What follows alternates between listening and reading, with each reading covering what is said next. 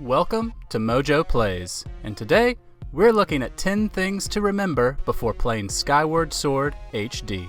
Before we begin, we publish new content all week long, so be sure to subscribe and ring the bell to get notified about our latest videos. For this list, we'll be giving you the most important information to know before picking up the upcoming Zelda remaster. Are you excited to revisit the Wii title? Let us know in the comments. A live orchestra.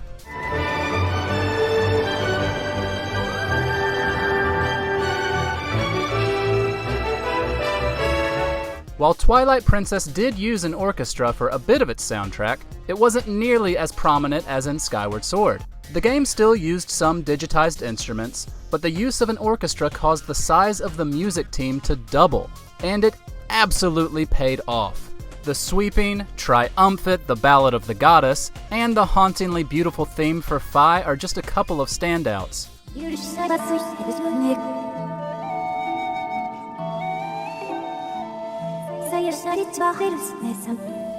Rather than rely solely on digitized instruments, the live orchestral pieces helped each area come to life and gave more meaning to the story's cutscenes. Since music in Breath of the Wild played a much more subdued role, it'll be nice to revisit a Zelda that reminds us how important music is to the series as a whole.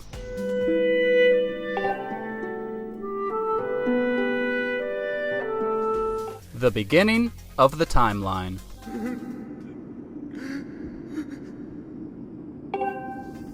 If you skipped out on Skyward Sword the first time, you skipped an important entry when it comes to series lore. Set at the very beginning of the convoluted Zelda timeline, it gives fans a ton of history on the rest of the games. Without going into spoilers, Skyward Sword gives explanations for why Zelda and Link are constantly reborn, why the Triforce was ever sealed away, and adds more significance to the iconic Master Sword. You even see the origins of Hyrule, as the kingdom doesn't yet exist here. For fans craving more backstory, Skyward Sword has you covered.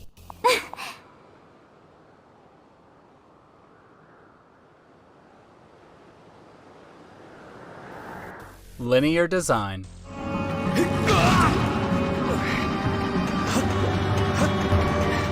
One of the most common criticisms of Skyward Sword upon release, and something very important for first-time players to know, is that it can be rather linear. Considering it came out the same year as Skyrim, another big fantasy action RPG, the hindrance on exploration was definitely noticeable. Even comparing it to past entries like the Wind Waker's vast sea, Skyward Sword gives you few opportunities to venture off the beaten path. In fact, complaints of the empty overworld and the disconnected areas led to the massive connected map of Breath of the Wild.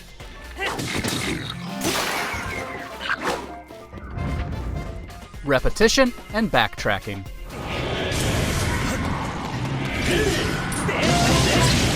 Unfortunately, combined with Skyward Sword's linear design is repetition and backtracking.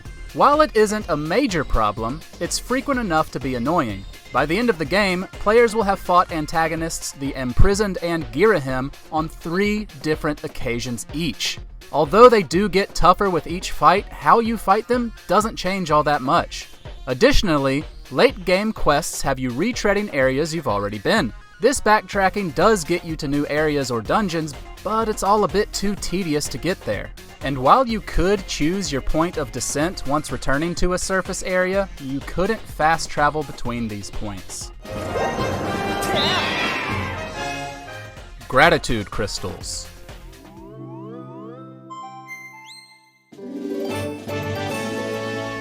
Players will want to track down as many gratitude crystals as they can. These items are introduced through Backtracking, a friendly monster living in Skyloft with dreams of becoming human. You'll meet him after completing the first dungeon, and the more gratitude crystals you collect, the better rewards you'll get. Considering these include larger wallets and a piece of heart, it's definitely worth it. But the gratitude crystals also add more characterization to the Skyloft citizens. As the name would suggest, these crystals are born out of helping others and completing side quests. These give you more to do in Skyloft and makes it so the fairly empty overworld is a little more interesting.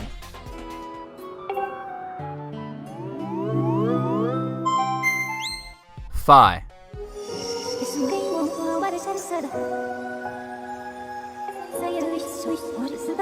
Chances are, if you've heard someone talk about Skyward Sword, you've heard them talk about Link's companion this time around.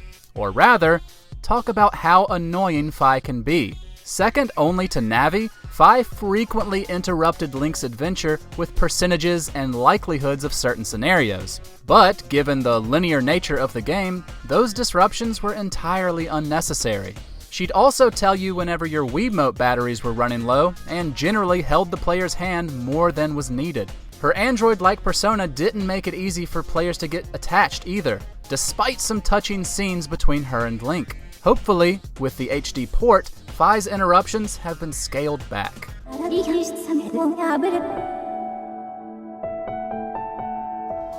Breath of the Wild precursors. As showcased in the Skyward Sword HD announcement trailer, there are several elements of the game that were carried over to Breath of the Wild. These include a stamina meter and the sailcloth, which were used to fantastic effect with the larger connected map. Another element that was carried over is the ability to upgrade your equipment, a first for the series. By collecting certain materials and bringing them to Link's scrapper friend Gondo on Skyloft, you can upgrade or repair broken equipment. These upgrades are highly useful, from increased ammo carrying capacity to higher durability and power output. Expansive dungeons.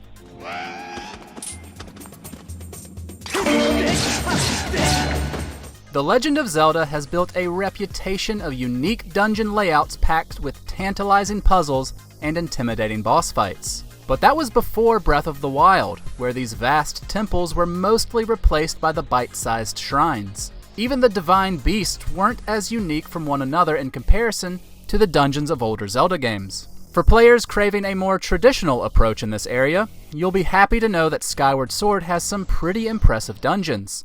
From the trap-laden Lanayru mining facility, to the surprisingly fun water puzzles of the Ancient Cistern, to the time-swapping sand ship, Skyward Sword has plenty of fantastic dungeons for players to happily get lost in.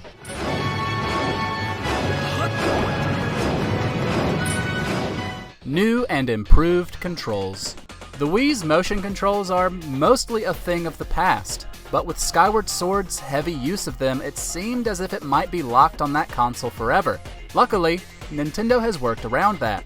The improved motion capabilities of the Joy-Cons are there for anyone who wants to play the original way, though they can register movement more precisely. However, the Switch will also allow for more standard controls. Instead of swinging a Wiimote for your sword, tilting the right joystick will tell Link how to attack. This will be great for disabled players, or those initially turned off by the motion-only game. As a bonus, it means Switch Lite players won't be left out either. But we've also made it possible to play the game with button controls. The best incarnation of Zelda.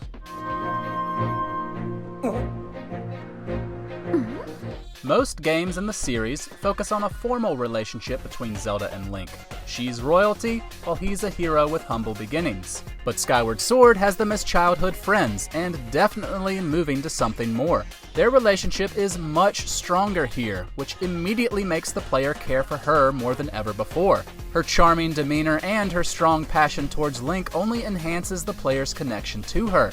Furthermore, while the two do get separated early on, Zelda is never captured.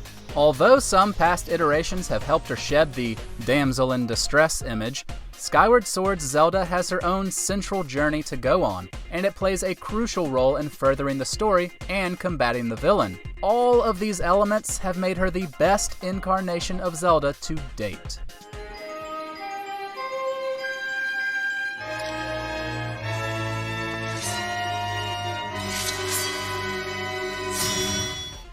Check out these other great clips from MojoPlays, and be sure to subscribe and ring the bell to get notified about our latest videos.